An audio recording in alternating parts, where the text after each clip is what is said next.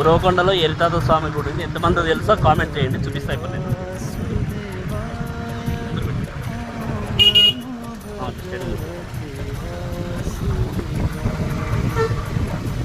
ఇది వచ్చేసి గుంటకల్లకు వెళ్ళే రూట్ అని చెప్పేది బావడదు.